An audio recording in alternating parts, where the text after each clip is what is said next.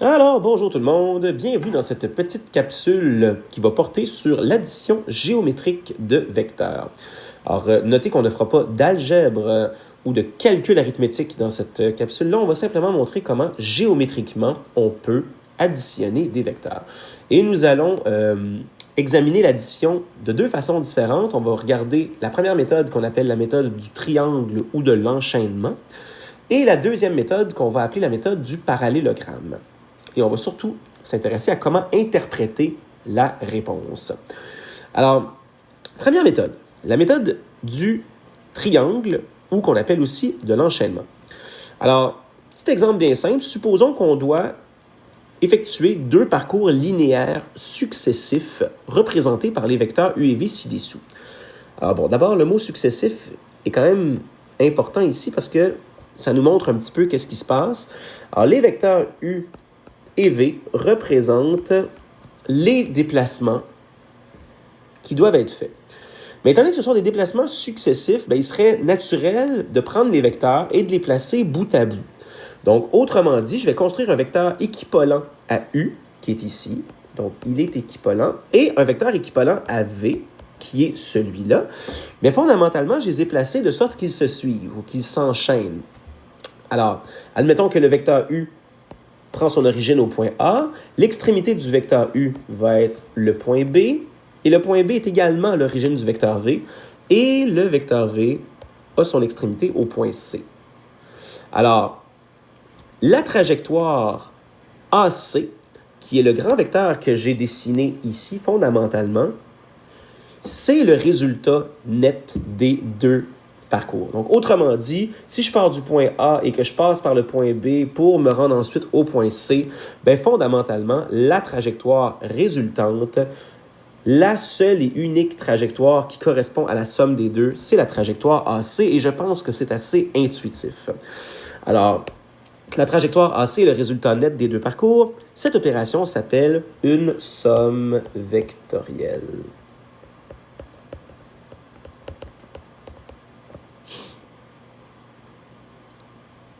Et le résultat, c'est-à-dire la somme, on l'appelle la résultante.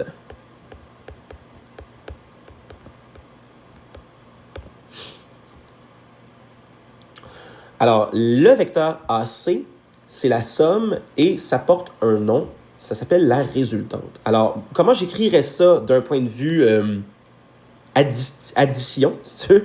Alors, tu peux dire que dans le fond, le vecteur AB, qui est représenté par le vecteur U, plus le vecteur BC, qui est représenté par le vecteur V, quand je les additionne, ça donne le vecteur AC.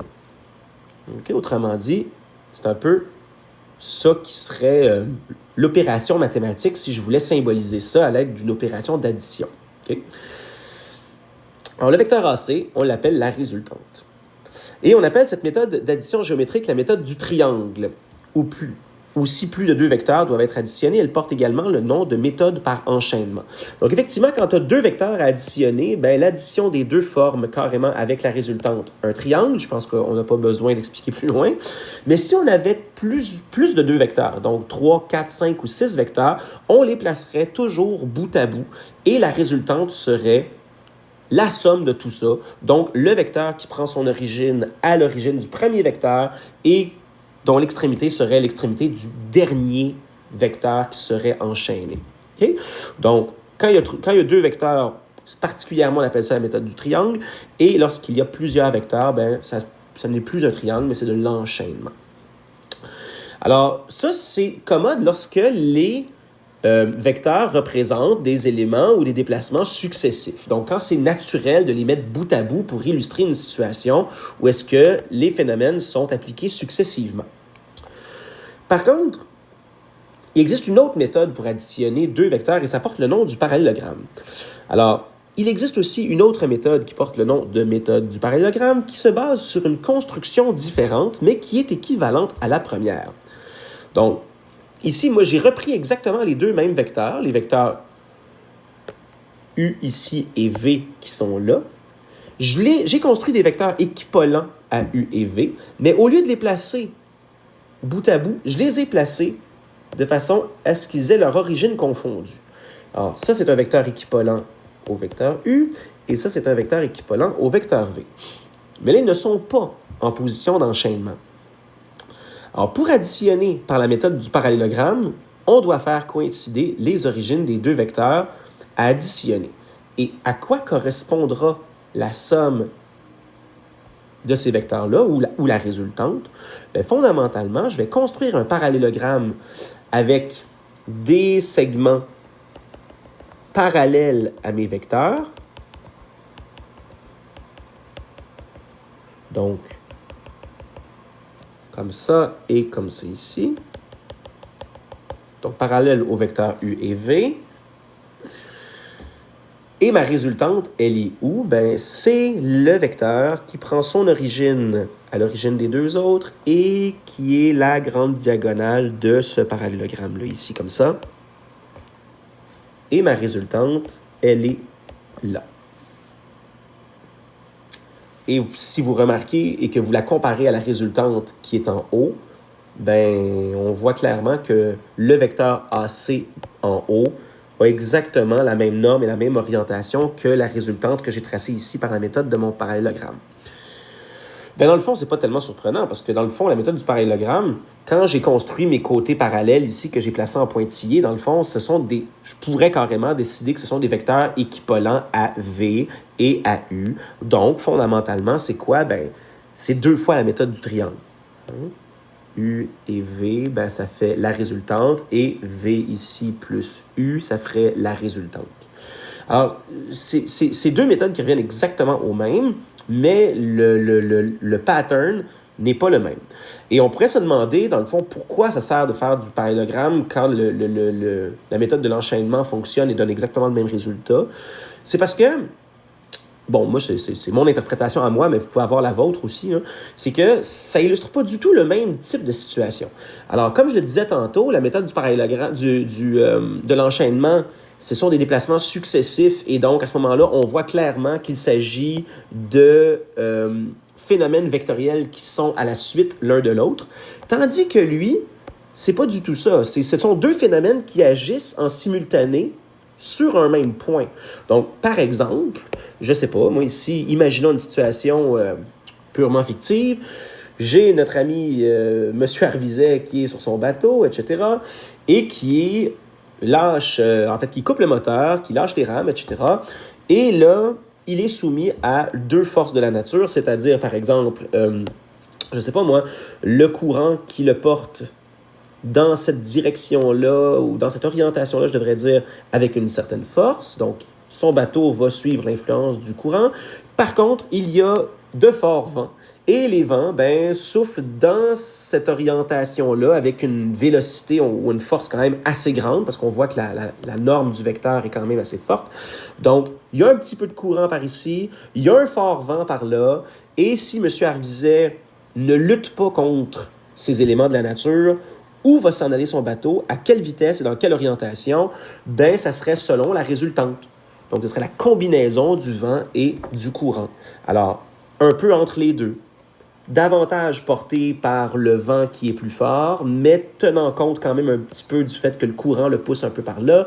Donc, ben, la résultante, ça va être quelque part entre les deux, avec une force qui est naturellement, ou une vitesse qui est naturellement plus grande que la somme, qui est plus grande que chacune des deux, que le vent et le courant indépendamment.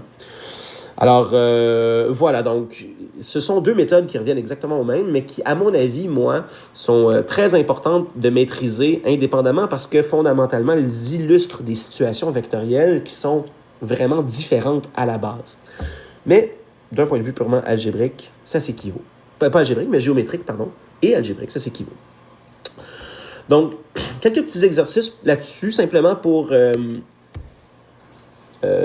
vérifier certaines règles liées à l'addition de vecteurs. Donc là, c'est plus technique. Donc, avec un petit exercice, à partir des vecteurs suivants, représenter la résultante, donc qui est le vecteur que j'obtiens lorsque j'additionne D1 avec D2, avec D3, avec D4. Petite note, j'ai volontairement omis les flèches au-dessus de chaque nom pour alléger les dessins. Donc, effectivement, j'ai ici le vecteur D1 qui a une orientation de 270 degrés, j'ai le vecteur D4 ici qui a une orientation de 180, le vecteur D2 qui est orienté vers le premier cadran, le vecteur D3 vers le quatrième. Alors, si je dois faire l'addition de D1, D2, D3 et D4, je vais utiliser la méthode de l'enchaînement. Donc, je construis des vecteurs équivalents à D1, D2, D3 et D4, mais je les place bout à bout pour faire ce qu'on appelle de l'enchaînement. Et la résultante, elle est où? Ben, c'est le déplacement net de tout ça. Et dans le fond, la résultante, elle prend son origine au début de mon premier vecteur et elle se termine, ou du moins son extrémité correspond à l'extrémité du dernier vecteur. Alors, ma résultante, c'est ce vecteur-là qui est ici. On pourrait l'appeler D1 plus D2 plus D3 plus D4, parce que c'est la somme des 4 premiers, mais on peut aussi l'appeler R en général pour résultante. Alors, ça c'est bien, parce que dans le fond, j'ai ici une résultante quand j'additionne D1 avec D2 avec D3, D4. Par contre, est-ce que c'est commutatif? Autrement dit, est-ce que je peux changer l'ordre des termes dans une addition comme on le fait avec des nombres réels? Et la réponse, c'est oui. Alors, remarquez que là, je fais la somme de D3 avec D1 avec D2 et D4. Donc, ce sont les mêmes 4 vecteurs, mais que je vais enchaîner selon un autre ordre. Donc, d'abord D3, ensuite D1, D2 et D4. Donc, effectivement, ça fait une configuration différente de la première, mais est-ce que ça va influencer la résultante? La réponse, c'est non, parce que la résultante, son origine va être ici, son extrémité va être là, le vecteur, il est ici,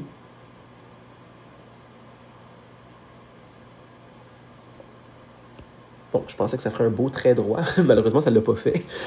Et ce vecteur-là, qui est la résultante, ben, si tu t'intéresses à sa norme et à son orientation, là, c'est sûr que c'est un petit croquis. Je ne l'ai pas fait parfaitement avec une règle et un rapporteur d'angle, mais c'est un vecteur qui est équivalent à celui-là. Même norme, même orientation. Donc, on voit que l'addition, elle est commutative. Si je change l'ordre dans lequel j'additionne mes vecteurs, ça n'a aucune incidence sur la résultante. Et est-ce que c'est maintenant associatif? Donc, autrement dit, est-ce que je peux faire des sommes partielles? Donc, faire la somme d'abord de D3 avec D1 et ensuite de ça, de l'additionner à la somme de D2 et D4. Donc, autrement dit, est-ce que je peux faire des sommes partielles? Ah, et la réponse, évidemment, ça va être oui. Donc, si je fais la somme de D3 avec D1, donc, je place D3 et D1 en situation d'enchaînement. Alors, ma résultante D3 et D1, elle est ici. On s'entend que c'est une résultante partielle. Maintenant, est-ce que je peux additionner ce vecteur bleu-là avec la résultante de D2 et D4? Donc, D2 avec D4, c'est comme ça ici.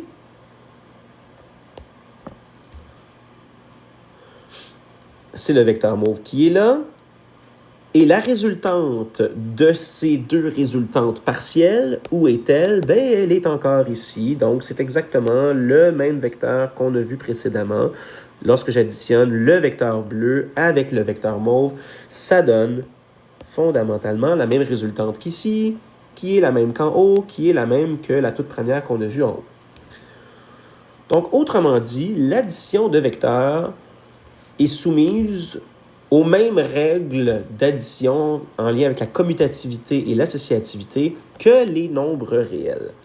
Alors, ici en bas, dans le petit encadré, on va noter tout ça. Ces exemples nous montrent bien deux propriétés fondamentales quant à l'addition de vecteurs, c'est-à-dire la commutativité et l'associativité de l'addition. Donc, de façon générale, si j'ai deux vecteurs U plus V, la somme, elle est commutative, donc on peut additionner V et U dans un sens ou dans l'autre, ça n'a pas d'importance.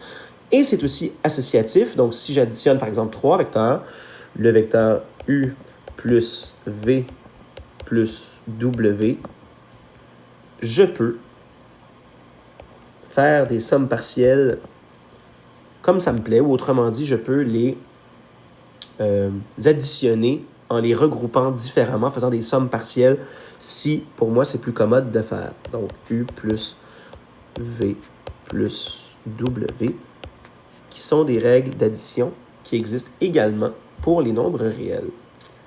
Alors voilà, prochaine capsule, ça va être sur l'addition algébrique de vecteurs avec les composantes.